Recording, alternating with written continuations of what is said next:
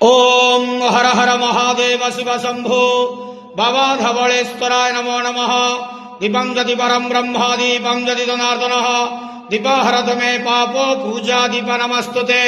बाबा धवलेश्वर महाप्रभु संसार सुखी रखंतु। आज पवित्र फाल्गुन मास प्रतिपदा शुभ गुरुवार रे समस्त श्रद्धालु भक्त मान आशीर्वाद करंतु। मनस्कामना पूर्ण करंतु। कर्म क्षेत्र उन्नति करंतु। ग्रहनिष्ठ मान खंडन करंतु। जगतर मंगल करंतु। विश्वर कल्याण करंतु। आपणकर नाम प्रकाश करंतु। सेवकर डाक श्रवण करंतु। समस्त गुआवसा भक्त मानकर मनस्कामना पूर्ण करंतु।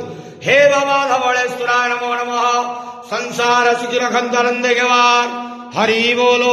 आज फाल्गुन मास प्रतिपदा तिथि शुभ गुरुवार रे समस्त श्रद्धालु भक्त मान आशीर्वाद करंतु आनंदे गेवार। हरि बोलो।